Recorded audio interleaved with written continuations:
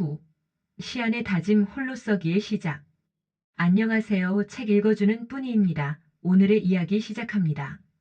산골에서 쓸쓸하게 8살을 맞이한 시안은 어느 날 집 안에서 들려오는 부모의 다툼을 우연히 듣게 되었다. 당신, 도대체 언제까지 저 아이를 우리 집에 두고 있을 생각이에요? 아내의 거친 말투에 이어지는 시판사의 한숨 섞인 목소리가 이어졌다. 시안은 곧 친부모가 아니라는 사실을 깨달으며 그간 겪었던 모든 외면과 괴로움의 이유를 이해하기 시작했다. 그러나 그 사실을 받아들이는 순간 그는 기댈 곳 없이 철저히 고립되었음을 느끼며 깊은 슬픔과 고통에 빠져들었다. 그 사실을 알게 된 후 며칠간 시안은 매일 아침 집을 나와 숲속을 방황했다. 어디에도 속하지 못한 이방인처럼 느껴지던 집에서 한 걸음 떨어져 숲의 어둠 속에 숨어 지내고 싶었다. 아침이 되어도 집으로 돌아가고 싶지 않았고 그저 아무도 없는 산속에서 홀로 남아있을 때만이 조금의 평온을 느낄 수 있었다.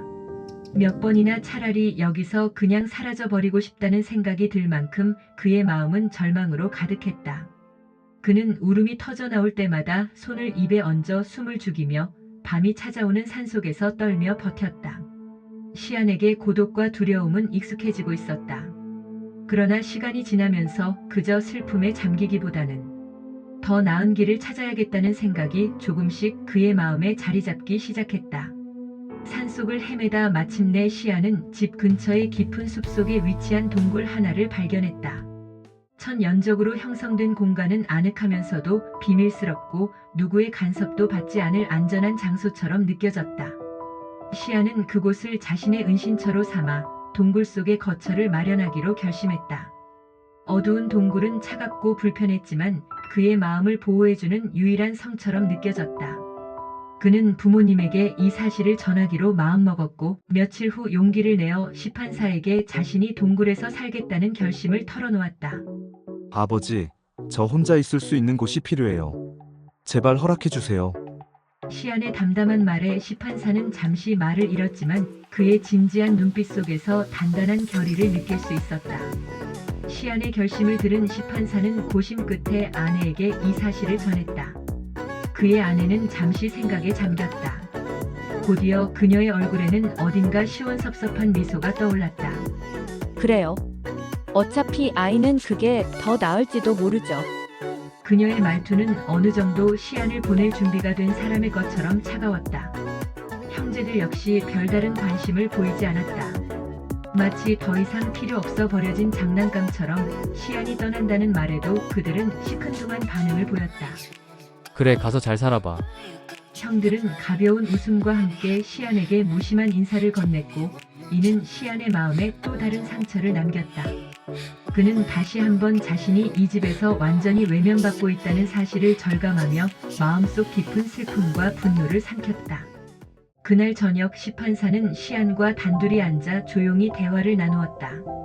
시안의 표정은 어른스럽고 그 결심에는 어쩔 수 없는 체념이 담겨 있었다. 시판사는 그런 시안을 보며 마음이 무거웠지만 그에게 시안을 맡긴 왕의 명령을 저버릴 수 없었다. 그는 시안에게 10일에 한 번씩 연락하겠다는 약속을 하며 그 외에는 혼자 자립해서 지내도록 허락했다. 네가 이 산속에서 혼자 지내게 될 거라는 걸 알고 있어야 한다. 힘들더라도 감내해야 한다. 시판사는 차분한 목소리로 시안에게 말했다. 시안은 묵묵히 그의 말을 받아들이며 결연한 눈빛으로 고개를 끄덕였다. 다음 날 시안은 작은 짐을 챙겨 집을 나섰다. 등에 걸린 짐의 무게가 그의 고독을 더욱 무겁게 만들었고 그와 함께한 시간은 끝났다는 것을 실감하게 했다. 집을 나서며 한 번도 붙잡지 않는 가족들을 바라보며 시안은 그동안의 억울함과 배신감을 삼켰다. 길을 걸어 동굴로 향하는 그의 발걸음에는 어딘가 미련이 남아있었지만 다시는 돌아가지 않겠다는 다짐도 함께였다. 그는 이제 스스로의 길을 개척해 나가야 한다는 것을 뼈저리게 느꼈다. 시안은 동굴에 도착해 짐을 풀었다. 차가운 벽과 텅 빈 공간이 그를 맞이했지만 그는 두렵지 않았다. 오히려 이제는 스스로의 힘으로 살아남아야 한다는 결심이 그를 더욱 단단하게 만들고 있었다. 앞으로의 길이 고단하고 외롭더라도 시안은 이제 더 이상 자신을 괴롭히는 사람들에게 휘둘리지 않겠다는 굳은 의지를 다지며 깊은 숨을 내쉬었다. 그의 고독한 여정은 이제 막 시작되었고 이 동굴은 그가 자립하는 첫 번째 보금자리가 되어줄 것인가? 그들의 이야기가 궁금하시다면 구독과 알림 설정으로 이야기를 기다려주세요.